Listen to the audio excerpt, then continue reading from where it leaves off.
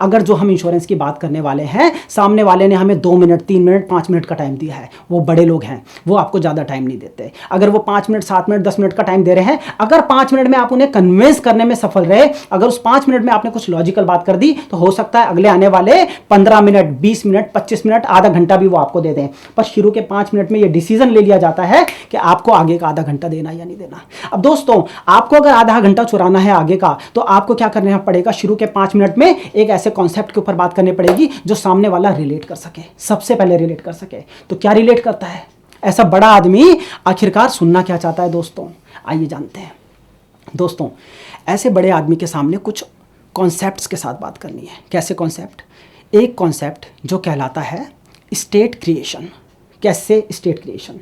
For example, अगर हम बात करते हैं अंबानीज की, तो धीरू भाई अंबानी जब गए तो अपने पीछे 65,000 करोड़ का एम्पायर छोड़ के गए। अब 65,000 करोड़ का अगर वो एम्पायर छोड़ के गए और उसके कंपैरेटिवली वो 65,000 करोड़ की एक रिस्क कवरेज को भी उन्होंने रखा होता, 65,000 करोड़ की एक इंश्योरेंस पॉलिसी भी उनकी होती, तो सोचिए 65,000 करोड़ कितना बन गया होता? 1,30,000 करोड़। 1,30,000 करोड़ बन गया होता और 65,000 करोड़ रुपए उन दोनों में डिवाइड हो गए होते हैं। इसी तरीके से यहां तो हम बात 65,000 करोड़ की कर रहे हैं, पर सोच के देखिए दोस्तों, ऐसा एसएमई सेगमेंट का आदमी, यानी कि स्मॉल एंड मीडियम इंटरप्राइजेस वाला आदमी, ऐसा बिजनेसमैन जिसने अपनी पूरी जिंदगी में अपने आप को 50 करोड़ पे ही पहुंचाया है, ऐसा बिजनेसमैन जिसने अपने आप को 100 करोड़ पे ही पहुंचाया है, ऐसा बिजनेस जिसने आज अपने आप को 10 करोड़ पे ही पहुंचाया है, या ऐसा बिजनेसमैन जो अभी 20 करोड़ 30 करोड़ 50 करोड़ पे ट्रेड कर रहा है और बहुत आगे जाना चाहता है, ऐसा बिजनेसमैन, मान लीजिए उसके 2 बच्चे हैं। अब दोस्तों, उसने अपने खून पसीने से अपने आप को एक छोटे से लेवल से उठाना शुरू किया और अपने आप को 10 करोड़ का आदमी बना दिया, 20 करोड़ का आदमी बना दिया। मान लीजिए 20 करोड़ के उस आदमी को कल को कोई उसके साथ मिसहैपनिंग होती है, तो उस केस में वो 20 करोड़ ही छोड़ के जाना चाहता है। आप सामने वाले के सामने कॉन्सेप्ट रख सकते हैं, और इस कॉन्सेप्ट को रखने का एक तरीका है। तरीका क्या है? सामने वाले को बोलिए, सर आज मैं आपके पास एक कॉन्सेप्ट लेके आया हूं, जिस कॉन्सेप्ट का नाम है स्टेट क्रिएशन। मैं ये चाहता हूं सर कि आपने पूरी ज़िंदगी में ज़मीन से उठ के अपने आप को इतना बड़ा इंसान बनाया, आप सक्सेसफुल हुए और आपने 10,000 करोड़ की कंपनी खड़ी की। मैं ये चाहता हूँ सर, आपने जीते जी तो 10 करोड़ खड़े कर दिए, 10 करोड़ बना दिए, आप 100 साल जिए सर, आपका आशीर्वाद हमेशा हमारे ऊपर बना रहे, पर कल को भगवान ना करे जब कभी भी कोई मिसहैपनिंग होती है, उस केस में अगर ये 10 करोड़ जो आपने पूरी ज़िंदगी बनाए एक इमीडिएट मूवमेंट पे 20 करोड़ में कन्वर्ट हो जाते हैं, तो सर कैसा रहेगा? ये कॉन्सेप्ट मैं आपके साथ डिस्कस करना चाहता हूँ, सो दैट कल को अगर आपकी फैमिली में आपके बच्चे भी इस बिजनेस में आते हैं तो उन्हें 10 करोड़ की बजाय 20 करोड़ का बैकअप मिले सर।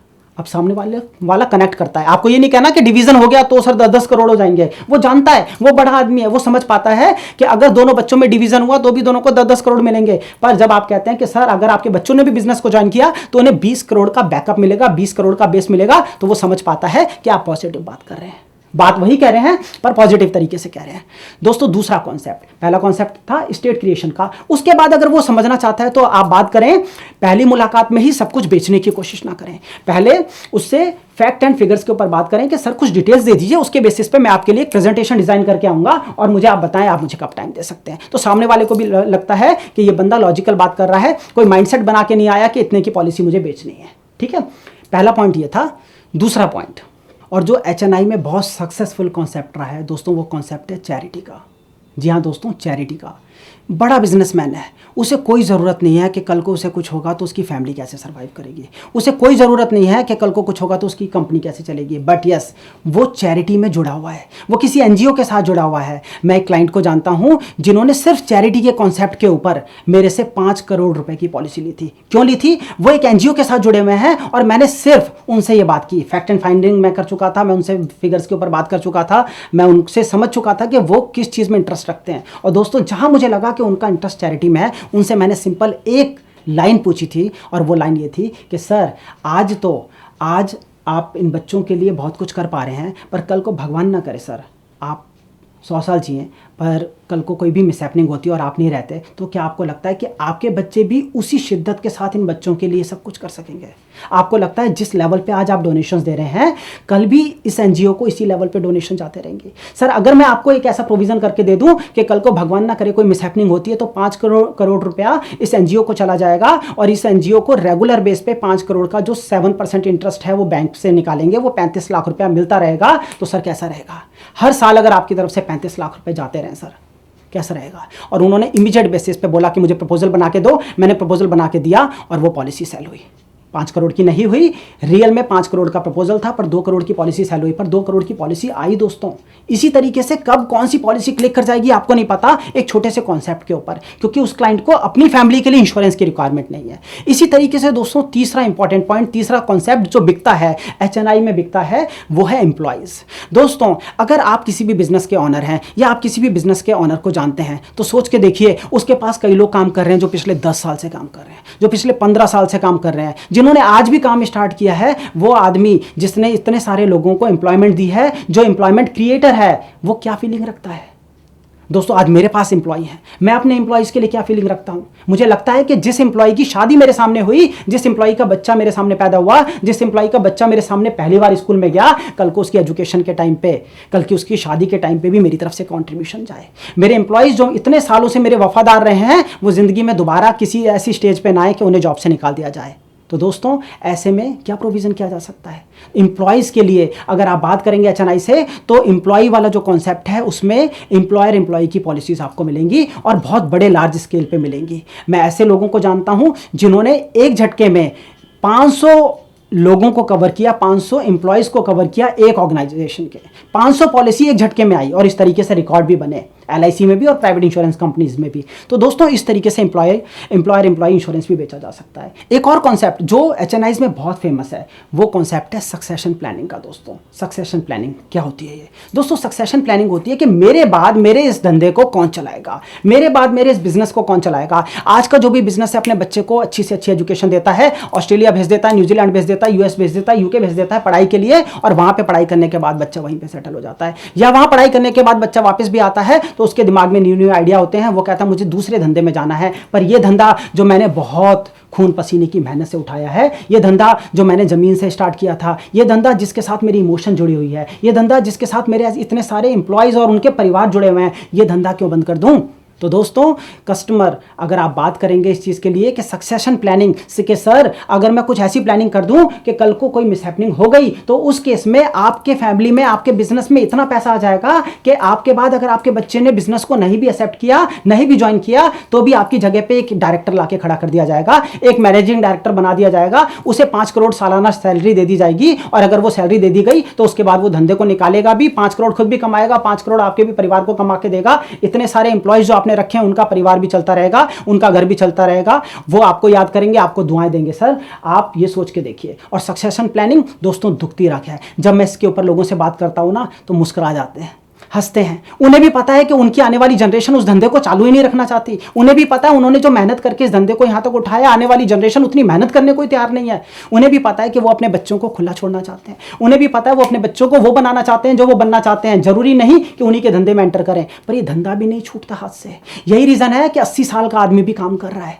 क्यों ना 60 साल के बाद उसको सक्सेशन प्लानिंग से आजाद कर दिया जाए, वो घर पे बैठे, और घर पे बैठने के बावजूद भी कोई दूसरा डायरेक्टर, कोई दूसरा मैनेजिंग डायरेक्टर इस तरीके से बिजनेस को चला सके। तो वो हम कर सकते हैं with the help of succession planning, with the help of insurance.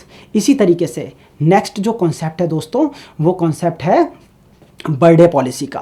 जितने भी बिजनेसमैन से आप मिलेंगे, जितने भी इंडस्ट्रियलिस्ट से आप मिलेंगे, जितने भी HNI से आप मिलेंगे, कई बार आप देखेंगे कि उनकी एज होगी 55 साल, 60 साल, 65 साल, और वो हमेशा इंटरेस्टेड होते हैं, इमोशनल होते हैं अपने ग्रैंड चिल्ड्रन के लिए। उनके घर में उनके बच्चों ने बिजनेस ज्वाइन कर लिया होता है, उनके घर में उनके बच्चों ने दूसरे बिजनेसेस ज्वाइन कर लिए होते हैं, दूसरे बिजनेसेस खड़े कर लिए होते हैं। पर जो छोटे बच्चे होते हैं ना, उनकी बर्थडे पॉलिसी उनकी ज़िंदगी में आशीर्वाद बना रहे दादाजी का, उनकी ज़िंदगी में आशीर्वाद बना रहे नाना जी का, ऐसी पॉलिसी वो ज़रूर प्लान करना चाहते हैं। उन्हें बताएं कि सर हमारे पास एक ऐसी पॉलिसी है जो हम आपके नाती के या आपके पोते के बर्थडे के दिन हम उस पॉलिसी को डिज़ाइन कर देंगे, उस दिन चालू कर देंगे, उस दिन इशू कर देंगे, और आपको हर साल, यानी आप रहें या ना रहें, आपका वो आशीर्वाद बच्चा जब तक जिएगा, भले ही वो सर 100 साल जिए, वो 100 साल तक उसको हमेशा आपका आशीर्वाद आता रहेगा, और उसे याद रहेगा कि उसके दादाजी ने एक ऐसा कुछ प्रोविज़न किया था कि हर बर्थडे के दिन उसके अकाउंट में एक पर्टिकुलर अमाउंट 1,01,000 रुपये